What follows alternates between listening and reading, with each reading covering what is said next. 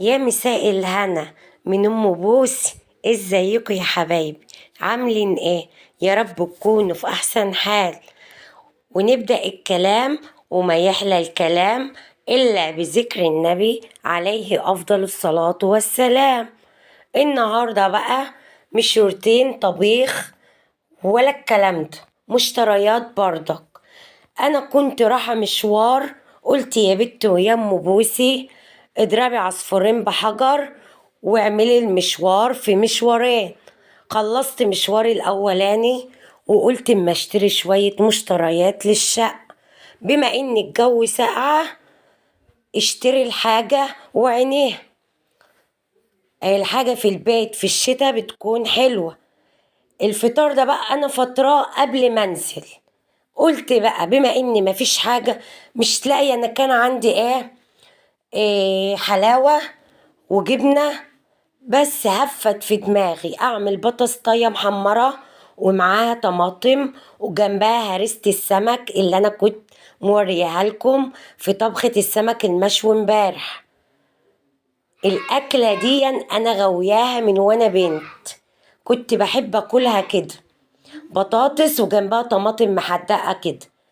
كلت انا والبت بوسي لما شبعنا، حتى بوسي يعني كلتها وهي واقفه على الرخامه. وبعد الاكله دي قلت بقى اما اظبط الجمجمه بكوبايه القهوه اللي بشربها على الصبح. كوبايه القهوه دي لو انا ما شربتهاش مستهيألي هقوم العب في وش اي حد قدام البخت. البن دون بن بدران، ما بحبش اجيب الا منه. بني ناعم كده مش زي التاني، بحس ان هو تراب. اي بني نوعية تانية ما بستريحش الا في بدران دوت، بجيبه فاتح. هي الكوباية دي وبس، هي مرة واحدة في اليوم، وما بحبش اشربه لا في مج ولا في فنجان. الكوباية السادة دي كده بقى. كنت خرجت ورجعت وجبت شوية المشتريات دول. جبت ده سحلب، ده سحلب. رحت اجيب له سوداني، في سوداني صغير كده بجيبه اصلا ادقه بحطه مثلا في الحلويات، مش السودانيه الكبيره لا الصغيره، انا كده كده بجيبها ادغدغ. رحت بس ما لقيتش عند الراجل، هبقى اروح له تاني. والابيض التاني ده بشر جوز الهند، وده كمون، وده كاري، واللي انا كنت ماسكاه في الاول قبليه ينسوه. دون بقى خلطة الكفتة عشان نبقى نعمل الكفتة مع بعض. ده فلفل اسمر، ودون دي شطة، لا دي البابريكا، دي الشطة، دي الشطة اللي فاتت دي البابريكا. ده بقى كربونات عشان نبقى نعمل مع بعض كوبيبة برضك، كوبيبة الغمراوية. وجبت بقى كيلو حلاوة نصين، دي مش سرجة،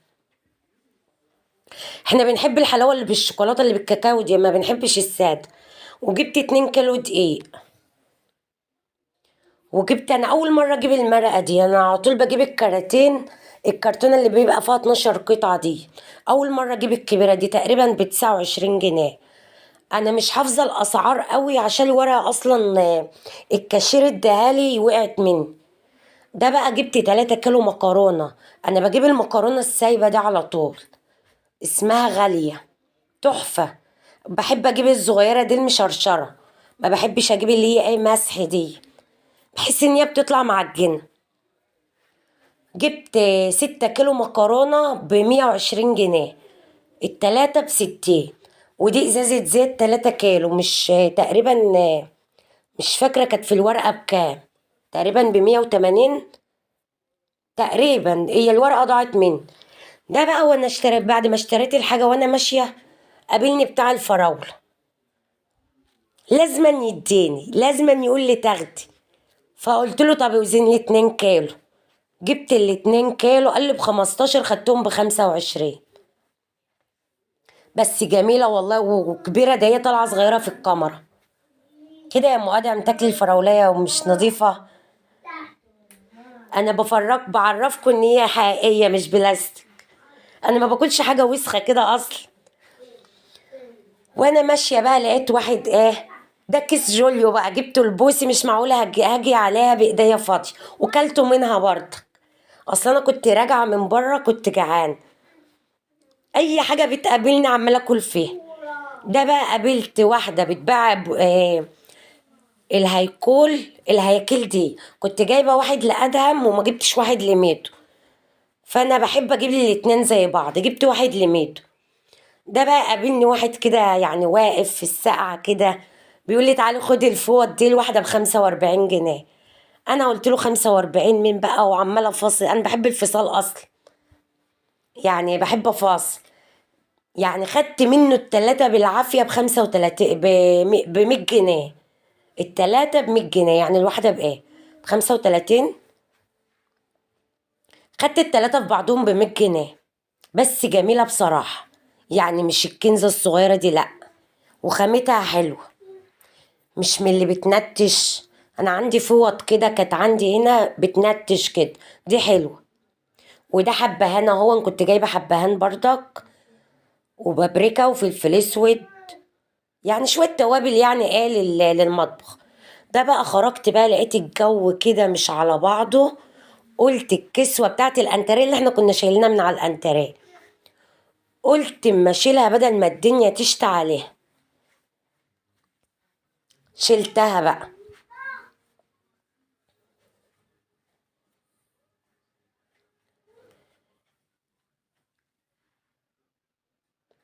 واصطدت بقى جوز الأرجوزات بتوعي. شوف بيقول لكم ماما اصطادتنا دبستنا في فرش الانتريه، ادم بيقول لكم كده. ده بتاع اوضه النوم، ده كرسي اوضه النوم النبيتي ده. الكاكاو دي 4 كراسي بتوع السفرة.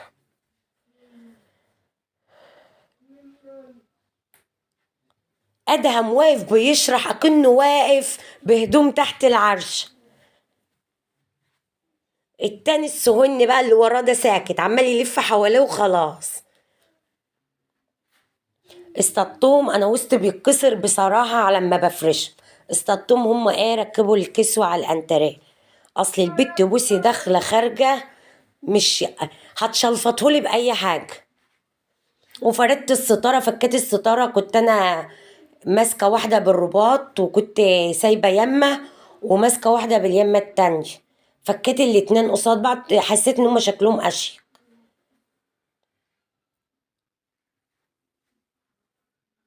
يلا يا رجالة، شفتوا ادهم ولا اللي في السيرك؟ حد يعرف سيرك اوقف فيه جوز القرود دولا؟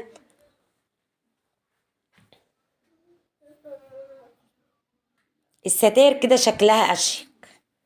والله الستارتين اللي انا عاملاهم بتاعت اوضه النوم والاطفال والانتريه والتلات طرق، يعني عاملين يجي 6000 جنيه ونص، 6000 ونص. انا جايبه مواسير بس ب2000 جنيه وشيالات بس، وقماش جايباه ب3000. يعني كل حاجه النهارده مولعه.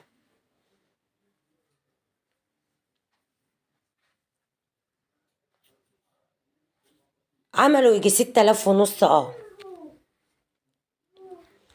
ما انا قلت بقى مش هعمل كل يوم بقى، حليني بقى بعد 15 سنة كمان بقى يعدوا، اجدد تاني ده إيه، ان عشنا وكان لنا عمر.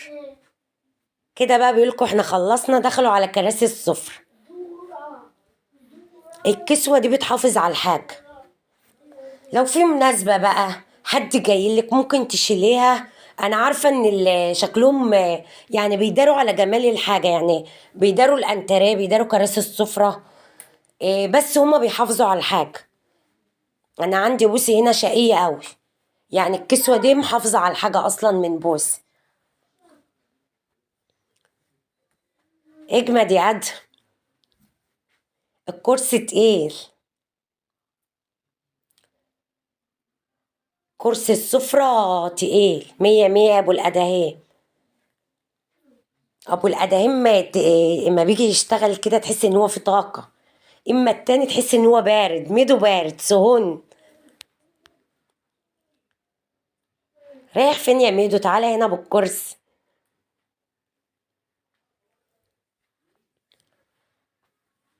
الكراسي دي انا مزوداها فايبر من جوه، عامله القعده بتاعتها فايبر.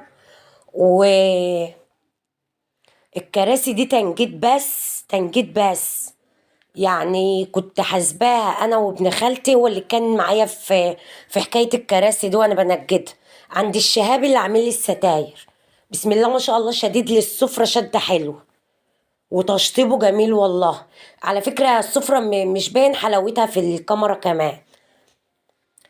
اتكلفت 5000 ونص، تنجيد قماش باسفنج بفايبر، زودت الخشب من جوه.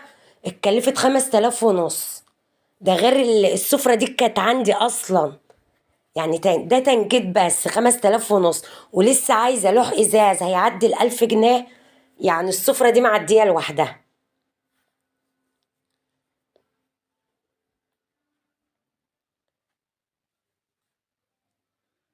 أبو الأداهم مش عارف الكيس منين يودي فين.